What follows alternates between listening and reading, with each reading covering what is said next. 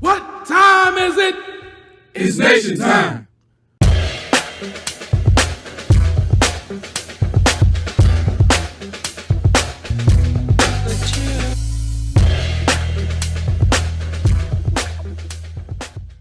Welcome to the AfterWords program. My name is Baba Kafense, your host. I'm joined by Jeramogi Mentally Kamathi, this week's preacher of our sermon, the Peckerwood Messiah. Welcome to the AfterWords program, Jeramogi.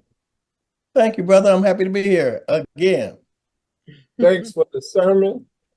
The scripture comes from Ecclesiastes, the first book of Ecclesiastes, verse 19.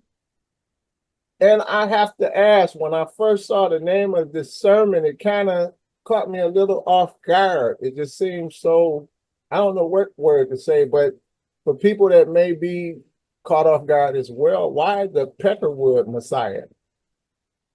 What do you mean? Well, but the idea, first of all, when I named the sermon that, my wife asked me specifically, do you want to name it that? And I said, well, it's not, Peckerwood is really not meant to be a racial slur. It's a description of a certain kind of white person. It has been historically used as a kind of white person who is ignorant, and including being ignorant and racist and backward and unsophisticated. So I thought about this sermon was preached 7 years ago when Donald Trump was first elected. And I thought about how he was really the Peckerwood's answer to American politics, how stupid people and racist people, he was speaking their language, and he was speaking their language in plain language, not in normal policy terms or any highfalutin terms. He was plain speaking. He was rough and gruff and straight-minded, and that reminded me so much of Andrew Jackson, who had been that way. He was the first unsophisticated, non-Eastern English elite person to become president. And so Donald Trump was like a mirror image of him. And I thought that he was the answer to a lot of problems that white people were dealing with at the time. Like Barack Obama had been president for 8 years, and they had been horrified by that. There was this knowledge being bandied about that the white population was going to, in not too distant future, be a minority. There was this feeling of a loss of the value of whiteness, and a decline of dominance by the United States. And so white people were feeling pretty low. And Donald Trump kind of stepped into that demoralization and became a tonic for white nationalism. He was the first unapologetically white nationalist president. So that gave a boost to everything that they were about, and it galvanized the Peckerwoods. So that's where we get the Peckerwood Messiah. It seems at the time he was the man for the job at the time. Yeah. In the prior iteration, of course, like today's, well, in the prior iteration, you discussed Donald Trump's first presidential campaign, his presidency, and the basis and its basis in white supremacy and white nationalism. 7 years later, which is now, the sermon to me seems so appropriate as the country finds itself facing a second Trump campaign and possible presidency. How has the Peckerwood Messiah and his plan evolved or changed in 7 years? And please say a little more. I excluded to talk about the plan, particular as you lay it out in reference to the work of Steve Bannon.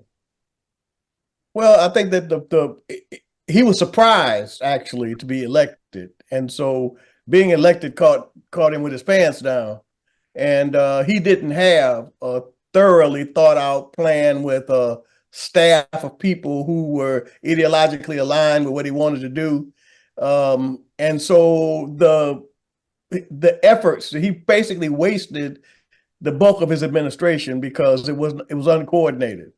Uh, when you said how has it evolved after 7 years? Well, um, immediately after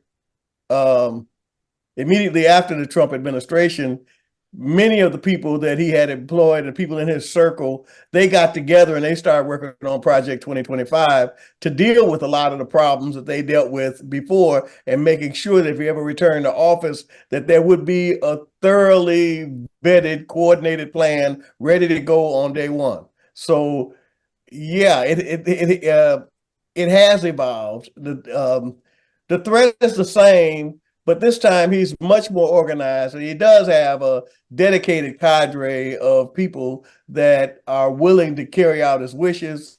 He understands that he can't have generals and stuff that are not going to follow his orders. He has a whole plan already training thousands of. They've already trained thousands of staff people that he can hire to run the government, and he wants what they call Schedule F authority to fire civil servants who will not go along with his wishes. The president can fire them for cause, and so you got these evangelical churches preparing people under oaths of loyalty to go in and do whatever he wants done. So yeah, the plan has evolved, and it's much more dangerous this time around because he could actually accomplish what he was trying to accomplish. And just last night we saw the presidential debate or the presidential debate with Kamala Harris and Donald Trump. How would you compare, or what parallels can you make in the campaign, particularly as they pertain to, this is the second time Donald Trump is running against a woman, but this time it's a Black woman who seems to be very sharp. So you have any thoughts about that? Yeah, I think that she is doing the right thing by not highlighting her efforts to break the glass ceiling, that she is really dealing straight with policy and dealing with pursuing the presidency just like she was a man, and resting on her knowledge and experience, and not in any way trying to appeal to women because she's a woman, but appealing to everybody because she's a competent person. I think that is the winning strategy, and I think that Donald Trump is really in trouble. But that doesn't mean that we're out of the woods in terms of problems, because they always have plan Bs and plan Cs, as we found out from January 6th. So it is going to be a roller coaster ride, whether he wins or whether he loses. And do you think that there's a possibility that if he wins, well, I guess you kind of allude to that or suggest that we may see some similar response as we did with January 6th? Well, I think that if he wins, if he loses, but I'm sorry. Yeah, right. If he loses, definitely force of arms always becomes the next step in when white nationalists and white supremacist forces can't get their way through the front door, they'll come through the back door. And you say, I think at some point in the sermon, you say this is like the time of our lives, which suggests to me the way you contextualize it. This is a time where, say, maybe it's pregnant with possibilities in terms of what we can do as Black folks in terms of our response. How does the Best Self movement of the Pan-African Orthodox Christian Church prepare us to operate proactively to counter the white supremacist Christian nationalist plan? Well, we're Pan-Africanists, and we're dedicated to self-determination and self-actualization. So we're going to follow our agenda no matter what. But the possibilities would be enhanced if we're living in a pluralistic democracy. Multiracial pluralistic democracy gives us a lot of latitude because it enables us to operate in the culture and in the society in a way in which we have historically not been able to. that provides for us tremendous opportunity. And our best self teachings allow us to take advantage of that opportunity by being prepared and always in the process of working on our humanity, becoming our highest, truest, and best selves is something that is always going to be beneficial no matter how things work out. So we'll be prepared either way, but our agenda will not change either way. We still are going to be self-determining. We still are going to be seeking self-actualization, self-realization, and we're still going to be a Pan-Africanist movement. Thank you. And Jeremiah, thank you so much for a very powerful sermon again and a very insightful conversation. Is there any words or anything you might to leave our viewers with as we depart for this week? I just think that we all have to do everything that we can in order to make sure that we try to keep Donald Trump out of power. If the white nationalists gain control of the government, this probably will be the last election that will be anything that resembles a fair and honest election. So with the white people's numbers going down and the minority, there being a minority in the country, democracy doesn't work for them.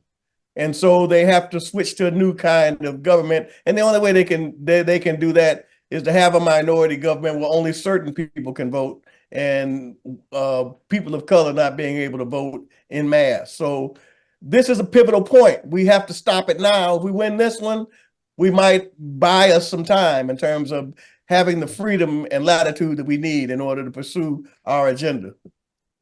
Thank you again, Jeremiah. Thank you again, Jeremiah. Thank you to our viewers for joining us. We invite you to join us next week and every week for our enlightening sermons and our AfterWords discussion that follows. We say thank you, have peace, and up, you mighty race. You can accomplish what you will. What time is it? It's nation time.